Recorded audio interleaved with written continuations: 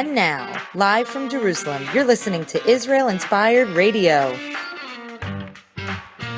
Here are your hosts, Rabbis Ari Abramowitz and Jeremy Gimpel.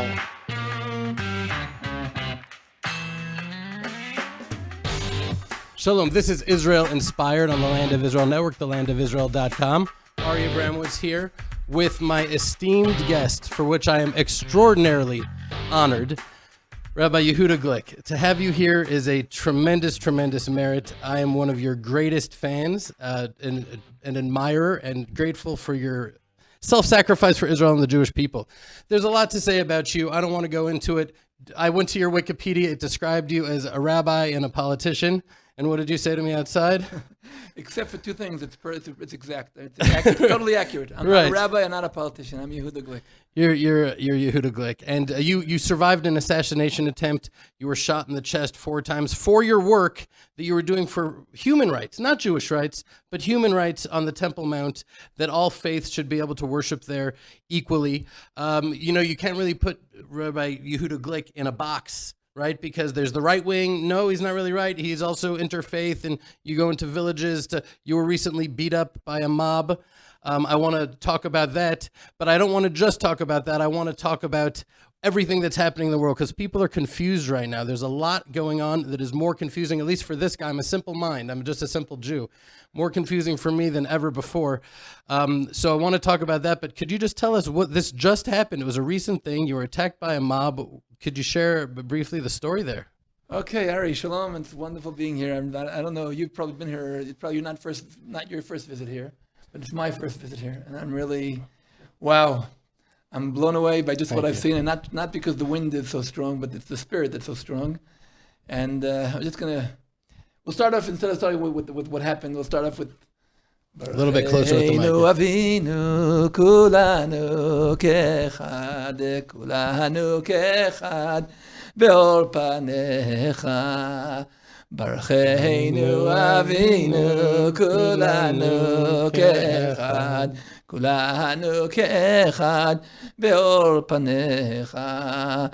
Bless us, our Father, all of us together. All of us together with the light of your face. Wow, God is really a blessing, and it's so wonderful to be here. And you said I inspire you, you inspire me, and we're all inspired by Hashem, who's really been so wonderful to us, and He's really poured so much greatness upon us, and He's using us as His instrument, as His tool. And yes, I had some kind of an incident a few weeks ago, and I'm not going to try to ignore it or even look down at it. It was a very frightening, traumatic event. I went to pay a condolence call to a family living in Jerusalem who were parents of an autistic son who was killed accidentally by policemen who somehow thought he was carrying some kind of weapon. And I went to pay a condolence visit because we are, as I said, instruments of God. And God taught us from the very beginning that He created all men with His image. And if somebody, and life of a human being is the greatest thing there is in this world.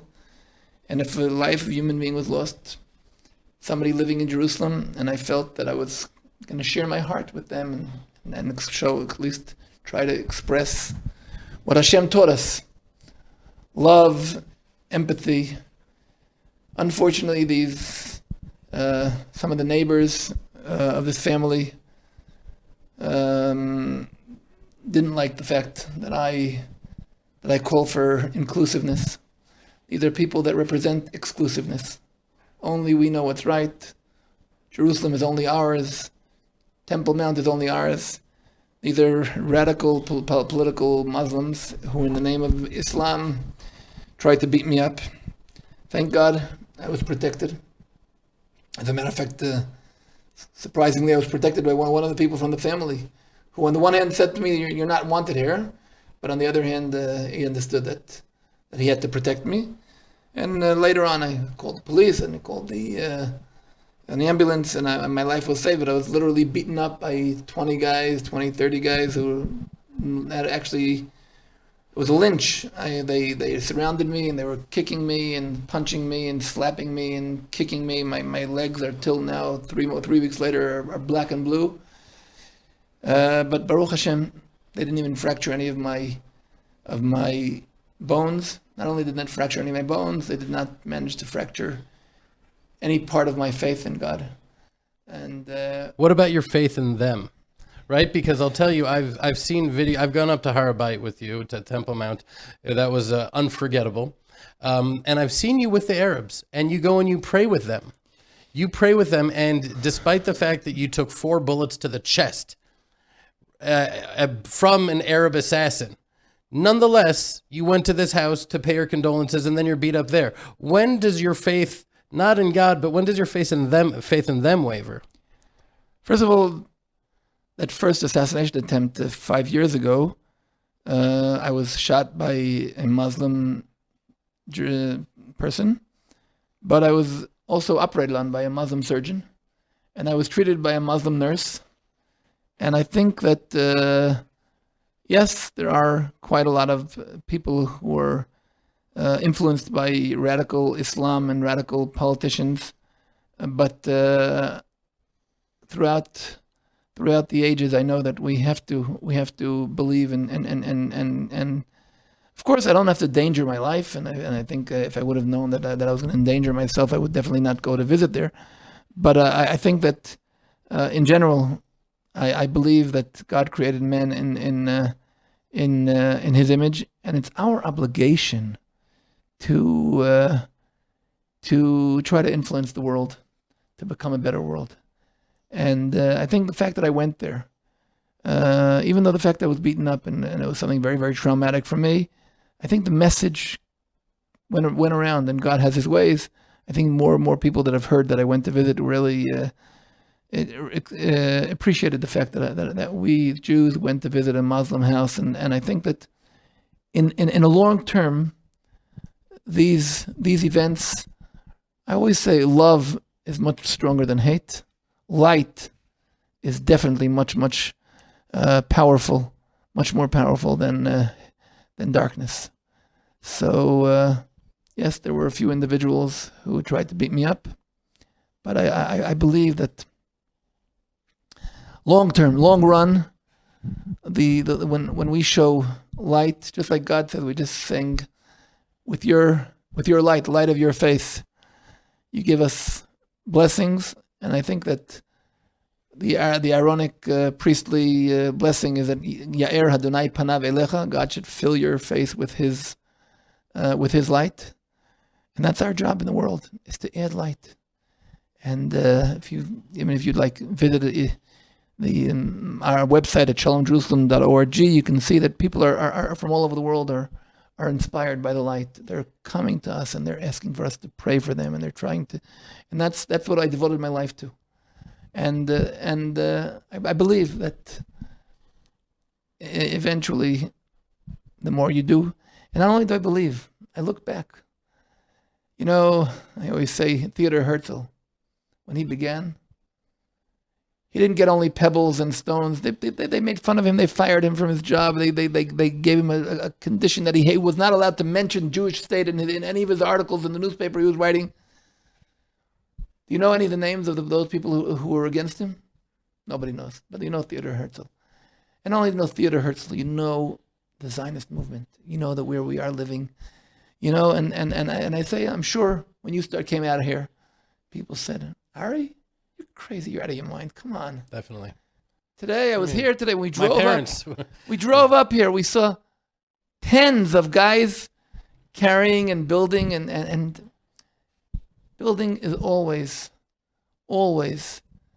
stronger than maybe you can do it faster to destroy something. And also, as it says in Psalm 125, if you don't have God's aid, you're wasting your time trying to build. But you feel when you have God's aid. And when do you have God's aid? When you're doing what you know is right. When you understand that what you're doing is nothing to do with your personal interest. Personal interest would be sitting somewhere in an air-conditioned house on the beach. But if you really want to enjoy life, a lot of people have said to me, "Oh, Ari, what Mesirut Nefesh, self-sacrifice coming out here?" And I think zero Mesirut Nefesh.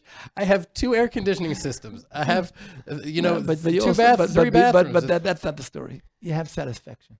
Right. I'm here. It's my first time. You've been here for 5 years. You remember there was nothing here, and today, houses, pool. That's true. But even then, when there was nothing and I slept in the freezing 4,000 cold, trees. it was still the most joyful, exhilarating. Because you're a person of vision, and when you're a person of vision, you know that okay, today it's not going to be simple, but it's here for a purpose and for a much greater purpose. And well, I want to talk about vision for a second. Shalom Jerusalem Foundation, right? That's shalomjerusalem.org. You're taking Zionism, you say, to the next level. You're helping people around the world see what's happening in our times through a biblical prism, right? Through a biblical lens. And really, that's one of the reasons, the primary reason I wanted to have you here, other than you can see the fruits of what you have helped bring into the world, is to help us see things through a biblical prism a little bit. But first, I just want to ask you, what does that mean, take Zionism to the next level? What does that mean? Okay, first of all, it's wonderful coming to here to biblical lands with biblical lens. This is the land that our forefathers lived here and dreamt here and were promised here. But when God takes Abraham and says, listen, I'm going to give you many descendants. I'm going to give you the land. I'm going to bless you. But the whole idea was that you should be a blessing to all the families of the earth. Zionist movement, when Herzl started it and said, listen, we need a shelter for the people of Israel. That's true. But now the shelter for the people of Israel is existing. Any Jew can come here. It's safe here. The question is not that. The question is, what's the purpose? What's the essence? In this week's portion of the Torah, the people of Israel are called Eidah. Eidah comes from the word Ya'ad, destiny. We are chosen as a people with a destiny. And our destiny is to be a blessing to all the universe. Our people, our idea, the Zionist movement is not just a national movement. It's a global, universal movement to bring the world united around God. God chose Jerusalem, God chose the Temple Mount to rest his divine presence, and he wants the world to be blessed by it. And he wants us to turn on the light to the nation. It says that we're supposed to be a light to the nation, not because we're any better, not because we're a light. We're supposed to turn on the light. We're supposed to turn people on. We're supposed to talk to people around the world and say, guys, the blessing is here. Connect. Make sure you're focused. Make sure you're channeled to the blessing coming from here. And you, Jeremy, myself, Yishai, Josh, all the people that are broadcast here are wonderful people. But you're all, the idea is, like Moses taught us, put yourself aside, your ego aside, just allow God to stream through you. Allow yourself to be a channel broadcasting from the divine broadcast. And you've been broadcasting from the Temple Mount. Yeah, you've been doing live tours. First of all, how do people Zooms. connect to that? How do they do live Zooms? First of all, you go into our website, shalomjerusalem.org, or you can go into our Facebook page, Shalom Jerusalem Foundation, or you can go into our YouTube channel, Shalom Jerusalem Foundation. I'm always broadcasting every single day, at least once or twice, broadcasting about what's going on here, connecting. And most thing is I always read every one of the comments, every one of the responses, and I try to refer to them because people raise issues. People, when they go into my Facebook, they leave a comment and they say, listen, I've been suffering from depression in the past so-and-so years. And we start a conversation. Sometimes I call them. And people are looking for that. And we're talking directly to people. Simple people, not only through pastors or through political leaders, touching the hearts of human beings. We just sat here and you said, oh, Ari, look at this Chumash, right? Yeah, I have And you said that someone Scott reached from out to you? Zambia. Scott, Bishop Scott from Zambia asked me if I can send him a chumash, and I promised him I'll do that, and I'm going to send it. I'm going to get him a chumash, and I'll send it to him. And that's the concept, is that you talk to people. You know, Moses, in this week's portion of the Torah, Numbers 20, God said you can't go into the land. What happened? Moses took the stick and he hit the stone. And God said, listen, there are certain times you need miracles. You need to push things and to divide the sea. But when you're coming to live in Israel, you need the patience of talking. And when you talk to somebody, not talk at somebody, not talk above somebody, but talk to somebody, you see the impression of really reaching out. And when we talk to people, God said you can even talk to a stone, you'll see the water will come out there. But you need to talk. And that's the idea of coming to Israel and leading the land of Israel, is being able to correspond, to develop a level of communication, to look at the guy's eye, to hear what his heart is, and not to look at his car or his house or his bank account, but looking at the guy's eye, looking and connecting. And the only way to connect is by talking and listening. Talking and listening. And that's the spirit of Jerusalem. City of Shalom. When you stand at the gates of Jerusalem, you know you're standing at a city that unites. A city that unites because it's a city of inclusiveness. City of Shalom, Yerushalom. The city of Shalom means the city of inclusiveness. And these enemies of this city are those who are exclusive. Those who think that they have it all for themselves. Nobody has it all for himself. And the idea of Jerusalem is to turning Jerusalem. That's when we say Zionism, Zion is the place where God's Shekhinah is there. We're waiting for God to return to his divine presence to Zion. And Zion is the place of God's divine presence. The Temple Mount is God's throne. That's where you can connect to the unity of the world. And so, when you took me to the wonderful prayer house here. You told me it's not a synagogue. It's not just a synagogue. It's not, because a synagogue means that I'm going to go pray there and go back home. It's something that you're also listening there. The windows there, the round, the idea of, in a circle, everybody is exactly the same distance from the center. In a circle, there's nobody at a specific angle. Everybody there is part of a circle, and I see the concept of open to all the directions of the world, and that's what we're talking about here. The talking about here is building, planting. What is planting? Planting means you're putting something in the ground with patience that it'll grow, and it'll grow. And you have 4,000 trees here. You'll probably have many, many more tomorrow, and many, many more the next. Please God, next year we'll have 3,000 bottles of wine. Wow, 3,000 bottles of wine. Wow. One of them has Rav Yehuda Glick's name, and one is Rabbi Uri Bank.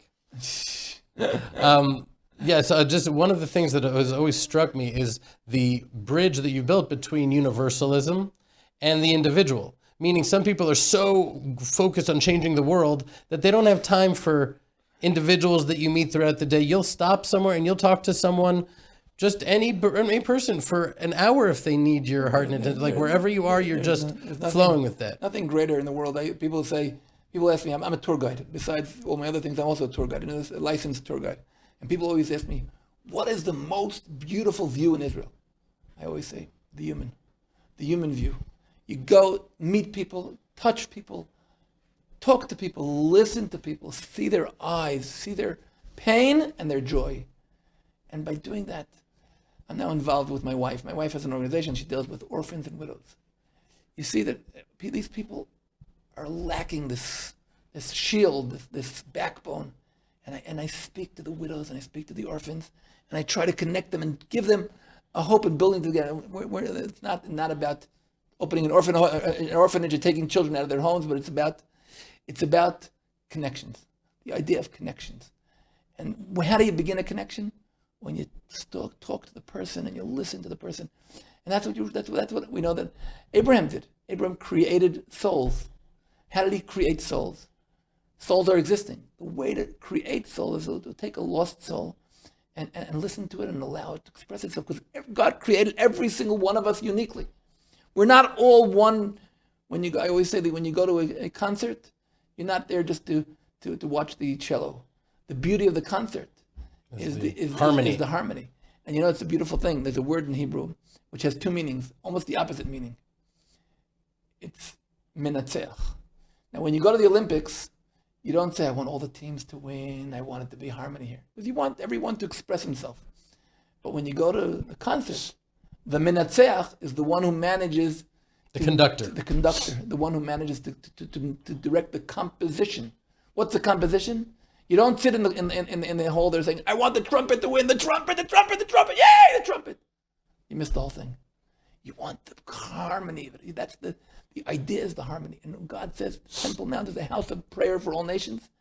He wants every single nation to express itself. He wants my friend from Zambia, and my friend from Trinidad and Tobago, and he wants my friend from Romania and from Ecuador. These are people that contacted me this morning from all over the United States, even from Texas, and he wants the people from Ohio together with the people from Ontario, Canada, and he wants every one of them to express himself and to be himself, because God created us. God didn't do Control V, Control V, Control V. He created every single one of us with our soul. And the soul of the world, Jerusalem, is consistent of all the souls. So when we, back to Shalom Jerusalem, when I go up to Temple Mount, I'm never there for myself. I always go with a list of prayer requests. On our website, people leave prayer requests. People go to shalomjerusalem.org and they write down, my need is medical. Now, medical also divides into physical medicine, psychological medicine, emotional medicine. People are there who didn't find their soulmate.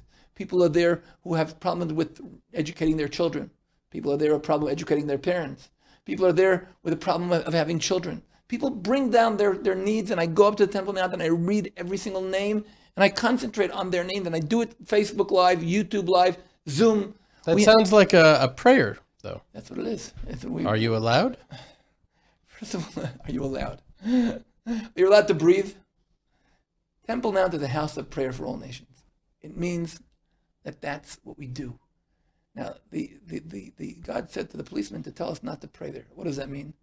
It means don't do the things that interfere your prayer. Don't hold a prayer book. Don't shake and dance. But we pray. We were there, we had a prayer session with Zoom.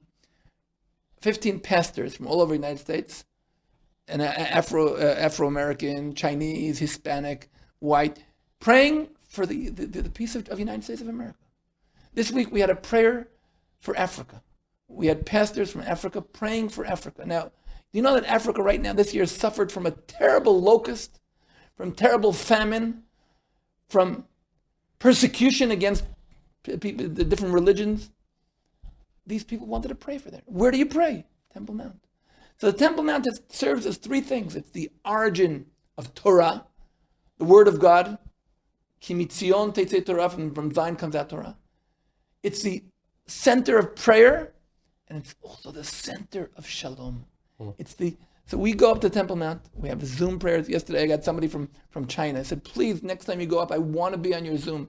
I need a prayer. Somebody in China, Benjamin Payne, he wants me to pray. He wants to pray on Temple Mount. Today in Corona, you're sitting in Shanghai, and you can pray on Temple Mount with our Zoom. And people watch it, and people are astonished. Wow, it's unbelievable. And so now it's true that what I'm doing right now, if I would have done 5 years ago, they would have arrested me.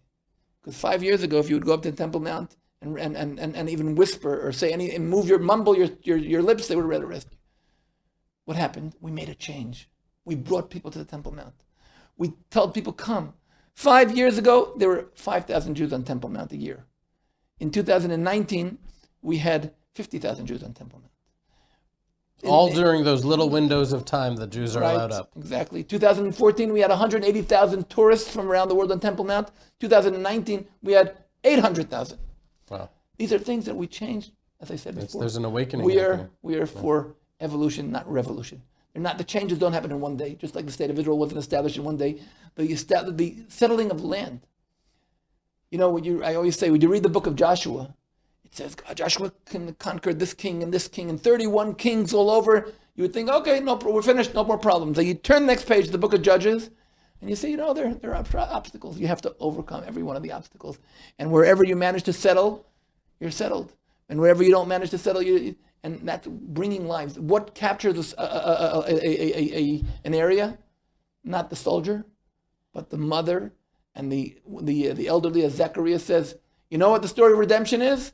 Children playing in the streets. That's the story. It wants children to play in the streets. He doesn't say children going to school. He doesn't say children sitting and studying. He says children playing in the streets. An elderly walking down the street. That's the redemption. The redemption is laughter. The redemption is the voice of a baby crying, of a mother sitting with her child, of a father sitting with a child, of a mother and a father sitting together, the love between a mother and a father. Without needing to have a gun on your side. Without needing to have a gun on your side. But, in the book of Nehemiah, it says they were building the wall. And by the way, it's a beautiful, interesting thing. In Nehemiah, everyone built the wall near his house. So that way, the guy's not going to, if you're in charge of the wall near your house, you're going to make sure it's going to be good. But they said they had their weapon with them, just in case. In one hand, right? You had to hold the weapon, but they worked from. There were times that's how from it sunrise to sunset, and so we're not extremely happy to go out for war, but we're there to protect ourselves. We're going to be strong because God's on our side, and God's on our side means it's not we're not against anybody. With your anybody permission. wants to join. So I want to shift gears just a little bit, but not really, because one of the things you do at the Shalom Jerusalem Foundation, you said on the About Us, is helping people around the world see what's happening today through a biblical prism. And I wanted to talk to you about that because, out here, we're not only in Enclave 8 in the Trump plan, we are Enclave 8. Because of what we did out here, and by we, I mean Hashem did it through us, no question, but the borders would be different under the Trump plan. So we would be in a peninsula here, surrounded by, instead of looking at when groups come and say, these are the mountains of Judea, many people say that if we agree with this, I'd say this is the mountains of Palestine. And so the question is, I'm already framing the question, obviously loaded, where I'm coming from, which I didn't want to do. What I wanted to ask you, without my very, very strong and vociferous opinion being factored in, it's just confusing, this annexation sovereignty issue. It's confusing because there's people on the right, the far right, who are for it and against it, people who are, you normally be able to say on any given issue, these guys say this and these guys say that. Everybody's confused. Everybody's taking different opinions. I don't know, Yishai is sort of, sets my opinion for me very often. What do you have to say on the sovereignty annexation issue that is looming over us? So we're talking about July 1st is when Bibi is saying he will declare sovereignty over 30%. So do you have thoughts on that? Yeah, I have thoughts on that. But before I say the thoughts I have, I just want to say, I don't know if you guys listened. Ari just now, he didn't ask a political question. He asked an existential question. It's not, are you for this and for that? Or you're a Democratic, or Republican, or you're a capitalist or a socialist? You're talking from yourself, from inside. You're saying, what am I going to do here? So it's a humanitarian question. And I'll say my take on it, but maybe I'm naive. One of the things beautiful about the era we're living in is that what's brand new today, in 2 months from now, is antiques. Old news, right. We're living in a time where we saw many changes. Can you imagine 1947? The United Nations votes for the partition agreement. Jews around the world are saying, oh my gosh, Jerusalem is not going to be in our hands. We've been dreaming so many years for Jerusalem. What can you talk about a Jewish state without Jerusalem? But in general, the Jewish world said, listen, celebrate what you have. Bless God for the half full cup. Everything we do is a step towards. And I tend to see things as happening gradually. In 1947, if 1948, if Ben Gurion would not have declared the state, and by the way, people think, hey, declare the state. Our greatest allies told us not to. The Jewish world told the guys, you're crazy, what are you doing? And we did it. Look, I don't know if I would choose it this way. People, it was very funny. When Trump announced the recognition of Jerusalem, and he moved the embassy to Jerusalem, People said, oh, Trump is the 45th president, and in Isaiah 45 it talks about Cyrus. There he is as our Cyrus. I never heard that one. Yeah, he's Cyrus, Cyrus, Cyrus, Cyrus. What was Cyrus? Cyrus gave Jews permission to go back to Jerusalem and build Jerusalem. But I want to remind you, 3 years later, Cyrus changed his mind. And they stopped building for 20 years. But if not for Cyrus's permission, we wouldn't begin the Second Temple era. So Trump recognizing Jerusalem, Trump moving the embassy to Jerusalem was not a political event; it was a godly, biblical event. And we made another step ahead. And Trump's recognition of the Golan is another step ahead. And annexing another part of Judea and Samaria is a good blessing. Maybe we may go through some difficulties. Nobody promises it's always going to be uphill. Nobody promises that that's always going to be. But I think that if we see another step ahead, we should do whatever we can to bring the next step ahead. God will have His ways, and maybe God wants us to go through some difficulties. You know, I remember the uprooting of the Katif. I remember the uprooting of Yamit. Wow. I remember those days, 1978, 79. I remember I made Aliyah in 74 with the group of families that established Yamit, and it was a great. Painful event when they uprooted Yamid. It was a painful event when they uprooted the settlements in Katif and in Shomron. By the way, I was the highest ranked civil servant who resigned from the government because of the disengagement in 2015. But I'm happy that things have gone. 2005. 2005. I'm sorry, 2005. Yeah, 2005. I'll tell you another interesting thing. When the Oslo Accord came about, we were totally against it, and at first some of us gave a chance, but eventually we were very much against it. The Oslo Accord, though, was very sad because we brought the Palestinian Authority here, which is a totally corrupt thing, and it caused a lot of damage. But today, we are driving on roads that, if not for the Oslo Accord, wouldn't be existing. Whoa! All the big roads, all the super highways, Road 5. These are the road that takes people from Beersheba to Jerusalem through Hebron. That main highway wouldn't be there if not for the Oslo Accord. Why? Because we used to drive through the cities. We were driving through the cities. You know, you would be driving the tunnels from here I to thought that Jerusalem. I was an optimist. I thought I saw the cup half full. That is a new level of.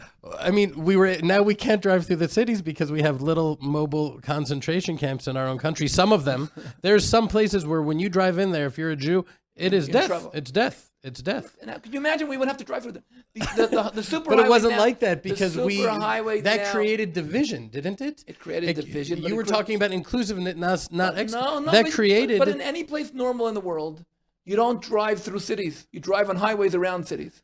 But the lack of face-to-face that we've had by driving through their villages have made it an us and a them. If I could, I would take down every red sign. If you stand now today, every single day, for a half hour, an hour in the tunnels, can you imagine what would happen if you'd be driving through Dahisha and Bethlehem? Okay, now, so first of all, we built these superhighways. And that was something nobody could have dreamt of. The tunnels that we have over here, nobody could have dreamt of. And now they're building another tunnel. And they're building more and more and more. So these roads, God has His ways to bring blessings. God has His way to bring blessings. We don't understand I think His that's ways. what you're saying. We don't understand ways. But look, I always say... But you just said one thing about that's not my fault. I buy my glasses at the optometrist. If I would buy them at the pessimetrist, they may have been pessimistic, but at the optometrist... Optimism is faith in God. I love that. Faith in God means... What does faith in God mean? It means you don't always know His ways. You can also cry and I'm not saying you shouldn't mourn, you shouldn't cry, you shouldn't do whatever you can to change things, to improve things. That's our job. But eventually, you have to say, okay, listen, I do whatever I can. Gamzula tova. No, not gamzula. Gamzula tova means, no, I'll take this. It means I'm doing whatever I can. I'm going to do whatever I can, and I'm going to succeed in doing whatever I can. And if God wants this to be over here instead of over here, it'll be over here. He knows what He wants. But before it's over there, we have to do everything in our power to try with our own hishtadlut. So that's what I'm talking about right now. It's one thing to say the glass half full, great, but not if it was totally full and then we dumped it out to make it half full. What I'm saying is this. What I'm saying, you're talking about Ben Gurion and annexation and taking what we can get. But what we're actually doing, in my opinion, is tell me where I'm wrong here, because the moment you said this, I'm like, question mark on everything I believe. I need to hear what you have to say. But in my heart, I'm looking at this. We have right now 100% control over all of Judea and Samaria, and now we're going to be surrendering large swaths of our homeland to be a foreign country in order for a certificate of recognition by a Gentile country. It's not a certificate of recognition. It's not a certificate. First of all, it's an internal issue. It's our issue, meaning that from now on, a person building a balcony in Efrat is not going to have to ask permission from the chief of the general, the military general. He's not going to have to. He'll be able to go build Efrat and Gush Etzion, which is something which nobody thought would happen so fast. And the same thing is going to happen in many issues. Right now, the settlements in Judea and Samaria have many obstacles by the fact that they're not under Israeli sovereignty. And as soon as we'll be under Israeli sovereignty, a lot of the bureaucracy will be shortened. Now, they're going to have obstacles. We'll have to find out how to overcome the obstacles. Well, now... We may have to go through checkpoints, I've heard from certain people, just to get here. Palestinian Authority, Palestinian police checkpoints. I don't think that's going to happen. And I think we're going to have to... We definitely have to do whatever we can to make that not happen.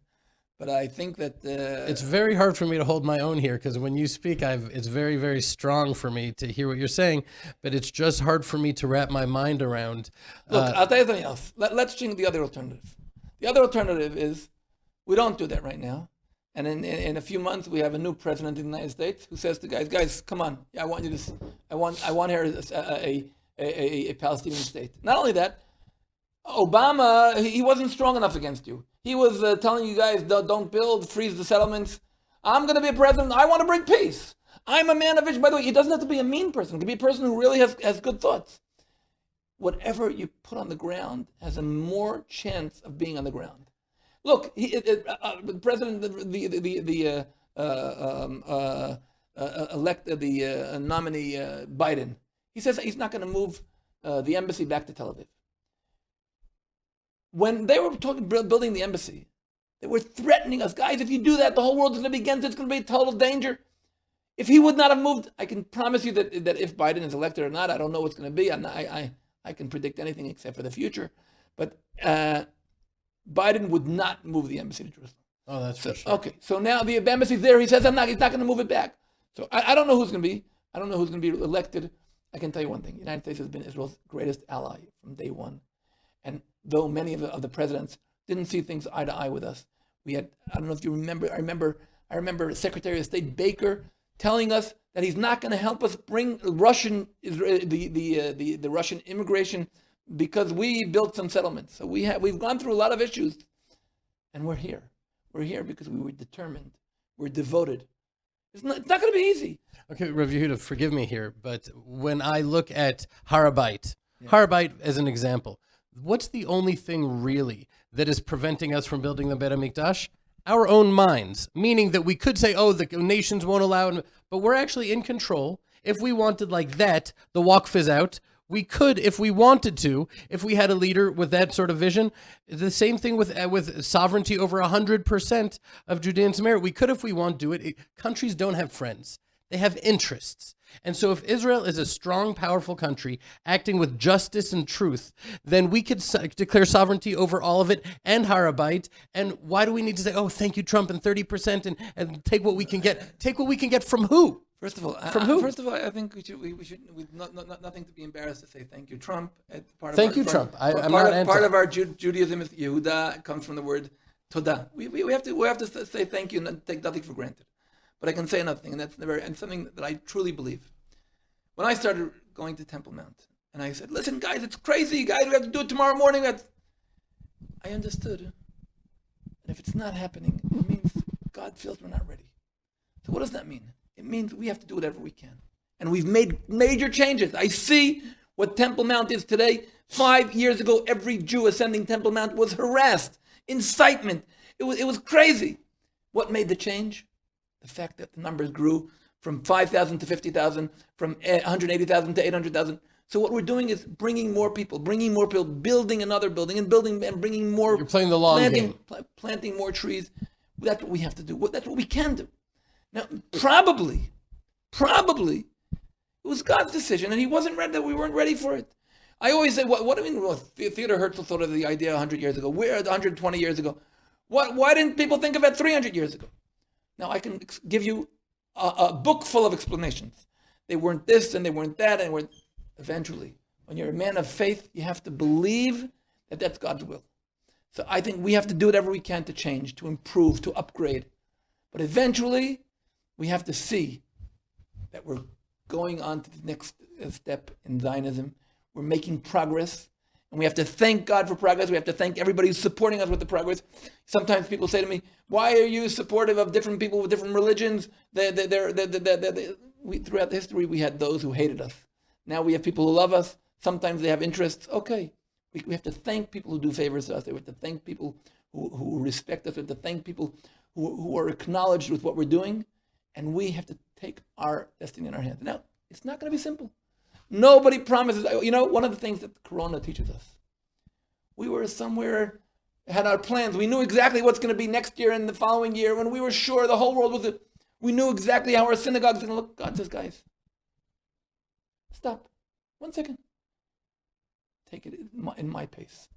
Right. I want things to happen. This is so whatever is in our. I just want to clarify one thing, my position. First of all, thank you for that. That was definitely comforting. But people say, okay, Ari, so what's your alternative? I answer my alternative to the Trump plan. By the way, I'm very grateful for Trump, and I think he's been a very good friend, and he will be judged favorably throughout history. But my alternative is keep things the way they are right now. Right now. Meaning like it's better than the alternative. I mean, I have learned to see also things through a nuanced prism, a nuanced lens. When I was in Jerusalem and I didn't see Arabs, they were the other. And throw them out of the country, they want to murder us, and it was very simple. And then I come out here and I'm working with Arabs all the time. And I meet so many of them that are just not only good workers, but good people that I can connect with on a spiritual level. And I realize that things are more nuanced than I once perceived them to be. For sure. That being said, there are certain things that aren't, and one of the things for me that's not nuanced here is that this little tiny piece of real estate, this is Judea and this is the land of Israel. And for us to de facto only declare sovereignty over 30%, leaving the other 70% in an ambiguous thing for the next president to maybe take, maybe not, because we've already de facto admitted that it's not fully. That's just my. I totally disagree with you. I don't think we're going to call that the plan is talking about sovereignty over 30%. It's talking about 30% of Judea and Samaria. What about the east of the Jordan River? What about Lebanon? What about the whole till the Persian Gulf? We have a destiny, but we can't say it's take it or leave it. We have to take things step by step. And people tell me, listen, why don't you go build the temple tomorrow? I say, listen, I do what I can do. If I spend time, and I learned that in the Knesset also, people used to say, why don't you do this? And I say, listen, I check my political battles. I only do something that I believe that I can change. If I know I can't change, just to go make a statement and have myself quoted in all the news, it's not going to help me. Now look, what you make enough news without intentionally doing what you did here, and I'm telling you, Ari, I've walked around here just for a few minutes to see what you did here. You're a man of vision. You're a man of faith. And a man of faith also sometimes has to say, God, what are you doing? Why are you doing this? But at the same time, we have to understand that this is what God wants us to happen, and we have to make everything we can do to change. And I say again, leaving the situation as it is also a risk that things will get worse. It's also a risk. Now, I'll just give another example. I'll get another example of something very close to us. I always tell people, what about the peace? What about peace? And I say, listen, come with me to the shopping center at Gush Etzion. You'll see people, that's peace. You see people working together, people living together. And I say that even though I know that at that exact place, Ari Fold was shot, killed, murdered at that place. Stabbed, killed. He was murdered by a terrorist. So maybe we should close down the whole Gush. No, we should not close it down. We know that there are obstacles. We know we have painful days, very painful days. We know that we with some of our friends, paid in their lives. God has his ways. I don't know how to explain it. But if I look at the long term, I say, yes, Gush Etzion is peace and Barkan is peace. But we also have to understand that if we don't continue and we don't make another, and we have an option to make another step, which I think is important. I think, and I support sovereignty over all of Judea and Samaria, not only the settlement. And I think we don't have to be afraid of that, but that's my plan. Apparently God thinks the people are not ready for that. So they're not ready for that. Okay, so I'm going to continue preaching about that. I'm going to continue talking about that. And I'm going to do whatever I can do. On the Temple Mount, I'm going to continue, when I go into the Temple Mount, the policeman at the entrance says, listen, you're not allowed to pray. And I say, you're right. And I go up there and I do my Zoom and I pray. So some things we have to find our way through the ways. The ways or the maze or whatever, you have to find your way, trying to get there. And that's one thing you have to do, is to try to find your ways, but you have to know that sometimes there are obstacles that are not in our hand. And that's a very important thing, because when the Psalm says, if God doesn't build a house, then it's a waste of time for those who build it. Doesn't mean God says, guys, don't build, because you have to wait for me.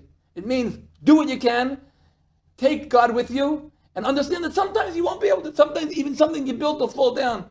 But eventually, in the long term, and if you try with all of your heart, and I believe in Hashem's eyes, it's as if you built it. And you said people say to you, why don't you build the temple tomorrow? What I can say is, knowing you all these years, whatever you're doing tomorrow, you're building the temple tomorrow. That's really everything you do is for that and about that. But I just want to point out the most important vessel of the temple. The most important vessel of the temple is to remember, temple is not just a piece of real estate. The most important vessel of the temple is human hearts, the human soul. And when I try to touch, and when I receive and I open the website, I see a prayer request, shalomjerusalem.org. Somebody says, "Listen, I'm going through a terrible medical procedure. Please pray for me." I know that if I'm touching his heart and her heart, and I'm listening to their pain, and I'm connecting them to the idea of one God, that's part that in itself is a very important vessel of the temple. That's beautiful. We're running out of time here, but there's one last question I needed to ask you. We have a lot of Jewish listeners, non-Jewish listeners, but Jewish listeners from throughout America right now. Okay, and America, it seems like it's coming apart at the fringes. The left is there's riots, there's looting, they're pulling down statues. It seems like every day, and it's happening so rapidly, so quickly. Seeing things through a biblical lens, or just forget a biblical lens, seeing things through your lens, your glasses, your eyes. How do you make sense of what's happening in America right now, and what are the consequences? Is there a message that needs to be said to America, to American Jews, to anyone to share? Okay, first of all, as I said before, we have to pray for the peace of the world.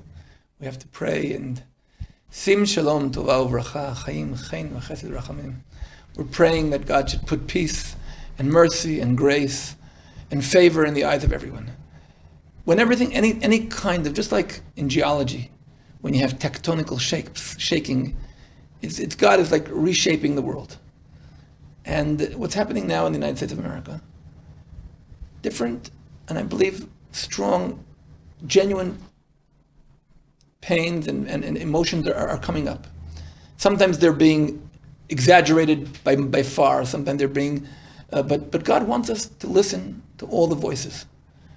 And at the same time, there is no justification for any kind of violence. So I'm saying that I don't know where it's all going to lead to us, just like we don't know how the COVID-19 is all going to lead to us, but I see that something going on in the United States is shaking up, and it needs us to absorb to ourselves the idea of seeing every single human being. And if people were feeling that they're being stepped on, we should develop a sensitivity to that. And at the same time, we have to, I think that the United States of America brought to the world some great values. Most of them, by the way, people don't know, but all the founders of the United States of America were all biblical believers. And many of those values of freedom, of God, of respecting all human beings are biblical values, and we have to preserve them, and we have to listen to them, and we have to be there, and we can't allow people to take it apart. So as I said again, we're praying for the future of the United States of America, And we know that stronger empires in the world have gone through changes, and apparently the United States of America is going through a change. It's much greater than ours. Just like the tsunami in India is something that's not in our hands. I think that what's going on in the United States is not our hands, but I know that eventually only good will grow out of it. So it's painful today, and our prayers are with every single one of the people of the United States of America, and really calling upon all leaders, anybody who has any control over his population, call people to stop using violence, to be more sensitive and more inclusive. And at the same time, we're all obligated to see a blessing. This is true. Unbelievable, guys. You don't know what I'm seeing right in front of my eyes, the Dead Sea, which God says that the water from Jerusalem will bring life to the Dead Sea. And it's going to happen. It's happening. And the water from Jerusalem, the city of blessing, the city of life, will bring blessing to the United States of America. So guys, have faith in yourselves, in God. And it's wonderful things are going to happen. Okay. Don't be turned down. I know you say that you're not a rabbi, but I can call you Rebbe, right? That would be fair. Call me whatever you want, as long as you don't call me late to dinner, they say. Rebbe Yehuda Glick, thank you so much for joining us. It's an honor, it's a privilege. Shalom Jerusalem Foundation, that's shalomjerusalem.org. They can find out more about you, about what you're doing, about how they could connect to the Temple Mount, and to really redemption. We're so close. That word is so loaded. You know, a lot of people have theological We're things. deep in it. We're in it. Guys, I want to remind you, 100 years ago, there was still slavery. Do you know that 100 years ago, not one woman in the world had a right to participate in elections in any country in the world? Today, we have women who are CEOs, who are scientists, who are Presidential candidates. And so the world is going through a change. The redemption, you know, I see people, you know, I was a child, I had a next door neighbor who was a blind guy. I always know this guy, he has nothing can come out of him. He's gonna, so a few years he'll He's die. crippled. What's his purpose? Forever. Yeah. Today you see people that are totally paralyzed, serving as physicists, as professors. This is part of redemption. Redemption means that the disabled is part of community. It means that women are part of community. It means that every single person is part of society, and that's our job to do it. And that's the idea of Jerusalem, the idea of giving a godly perspective at every single person. And so here, once as you said, we're going to see some great things happening in the future. And when I think about really redemption, what is it? All men realize, not in their heads, but in their hearts, that we're all brothers. And one thing that brothers do is they love each other despite their differences. And I think you are a living example of loving people despite being shot by them, by being mobbed and beaten up by them. You still love your brother because you see what he may not have the eyes to see. And that's what the Temple Mount is about, and that's what your mission is about. And it's such a privilege having you out here. And Bezrat Hashem, please God, we'll merit to have you come again. And, wow, I send my personal love and shalom to every one of the people watching us. It's been a privilege to be with this lion over here. Ari is a lion, and it's really a lion who's roaring the Spirit of God to the world. Shalom, everybody. You can, of course, tune in the Land of Israel Network, thelandofisrael.com. You can send me a message, me an email. That's ari@thelandofisrael.com. And can they reach out to you personally? Reach out to CEO at shalomjerusalem.org. Reach out to... just come to our Facebook page. I'm there. We're there. Every comment that I get, I try to repost. Shalom, shalom. Shalom.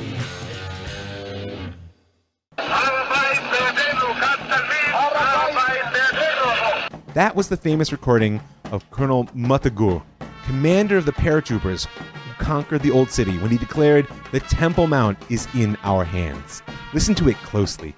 This is way more than a report on developments from the battlefield to his commanders. It's the voice of history. Find out the inside story of the most dramatic event in Israel's modern history. That's The Jewish Story with Rav Mike Foyer, every week on the Land of Israel Network at thelandofisrael.com. Hey everybody, this is Jeremy Gimpel. Have you heard about the Land of Israel Fellowship? We started about 1 month ago, and people from all over the world, 24 countries, have joined. We meet live every Sunday, and the video session is recorded and then broadcast to all the members. And it's an exclusive group. It's a group that's focused on learning. We're focused on praying together. We're focused on growing together. And it has been one of the biggest blessings in my life. And we have people from New Zealand to Australia, Alaska, Hawaii, Hong Kong, Jews, Christians. We have a Buddhist. We have one Muslim that's joined. We have people from so many different backgrounds, languages, and cultures. And we are literally creating a virtual house of prayer for all nations. And it is truly marvelous. And so if you want more information about that, please visit www.thelandofisrael.org.